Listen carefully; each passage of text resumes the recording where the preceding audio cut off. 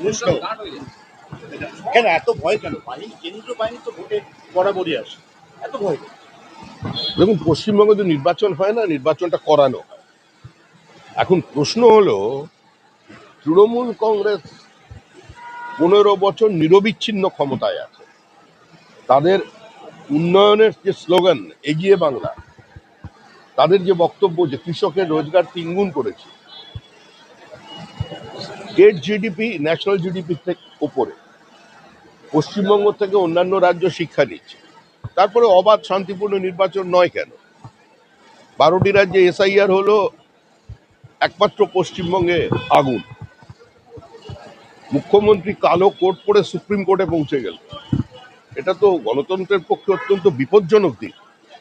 জুডিশিয়ারির ওপরে এভাবে রাজনৈতিক প্রেশারকে চাপিয়ে দেওয়ার একটা প্রচেষ্টা, এটা দেখছে মানুষ। স্বাভাবিকভাবেই এ রাজ্যের নির্বাচনটাকে রক্তপাতহীন, ভয়মুক্ত করবার জন্য নির্বাচন কমিশন প্রতিশ্রুতিবদ্ধ, তারা চেষ্টা করছে, বিষয়টা আমাদের নয়। আপনার দীর্ঘদিনের রাজনৈতিক জীবন, আপনি বাংলার বুকে এত বাহিনী এবং এত ইকুইপমেন্ট এর আগে দেখেছেন? না, দেখিনি। আমি বাংলার বুকে এটাও দেখিনি যে কোনো আদিবাসী মহিলা বিজেপিকে ভোট দেওয়ার অপরাধে মাথা কামিয়ে নাকফত দিতে দিতে গ্রামে ঢুকতে হয়েছে। এটা দেখিনি যে বিজেপি নির্বাচনে প্রার্থী হবার পর তাকে বাধ্য করা হয়েছে 5 লক্ষ টাকা জরিমানা দিয়ে তার বাড়িতে ঢুকতে। এটা আমি দেখিনি।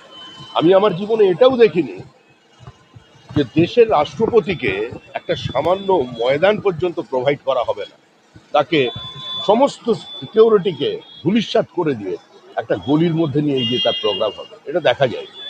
উত্তরবঙ্গে ভোটের আগে দেখা গেল যে যারা কেন্দ্রীয় বাহিনী আসছে তারা কিন্তু 24 জন অসুস্থ হয়ে গেলেন খাবার।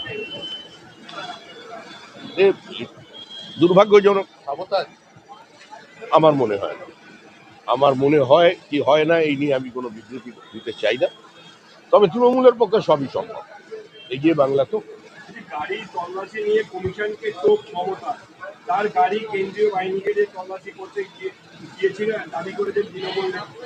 মমতা বন্দ্যোপাধ্যায় অনেক কিছু দাবি করছেন। দেখুন, ওনার দাবি 80-র দশক থেকে মানুষ হচ্ছে। উনি গৃহীত, পরীক্ষিত এবং এই মুহূর্তে পরিত্যক্ত। এই মুহূর্তে তার বক্তব্য, তার দলের বক্তব্য, তার আক্রমণ, এর কোনো প্রতিষ্ঠা জনমনে নেই। যেখানে মানুষ এই বক্তব্যকে গ্রহণ করছে না, সেখানে বিরোধী দল হিসাবে আমরা কি করে এর প্রতিক্রিয়া? মমতা বন্দ্যোপাধ্যায় পরে শুভেন্দু অধিকারী, আর আজকে শুভেন্দু অধিকারীর পাড়ায় অভিষেক ব্যানার্জি।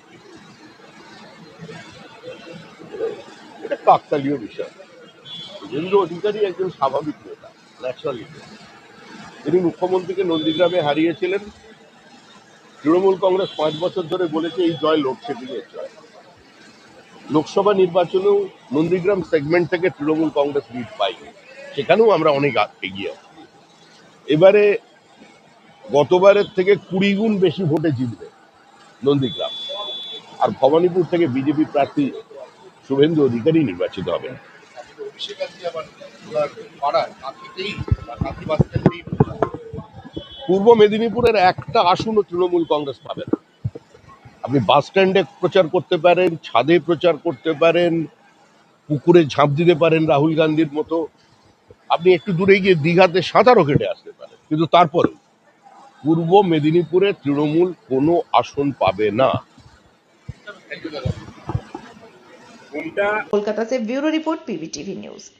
रानीगंज में इतने लग्जरी रूम, वो भी इतने कम प्राइस में। सो मैं बात कर रही हूँ रानीगंज के एनएसडी रोड में लोकेटेड होटल अतिथि इन के बारे में। यहाँ पे आपको फैमिली, फ्रेंड्स और कॉर्पोरेट के लिए रूम्स मिल जाएंगे, वो भी सिर्फ 1500 स्टार्टिंग प्राइस में। यहाँ पे आपको super deluxe room, Dulux room, regular room के साथ साथ प्योर वेज रेस्टोरेंट, जहाँ से आप अपने रूम तक टेस्टी टेस्टी फूड ऑर्डर्स कर सकते हैं। ये होटल हाइजीनिक और क्लीन होने के साथ साथ 27 हेल्पिंग फैसिलिटी भी देती है। High speed wifi, TV with fully AC interior, 24/7 room service, good ambience, clean cupboards, separate geyser facilities, clean washrooms, smoking area. अगर आपका भी प्लान है रानीगंज में स्टे करने के लिए, तो आपके लिए ये एक अच्छा ऑप्शन हो सकता है। आप यहाँ पर रूम ऑनलाइन प्लेटफॉर्म मेक माई ट्रिप से भी बुक कर सकते हैं। अगर आप मेरी वीडियो दिखाते हैं तो आपको मिलेगा एक्स्ट्रा 20% ऑफ। अतिथि इन होटल आपको रानीगंज स्टेशन से 5 मिनट वॉकिंग डिस्टेंस पे मिल जाएगा। और इन्फॉर्मेशन के लिए आप इन्हें कॉल भी कर सकते हैं। Thank you for watching.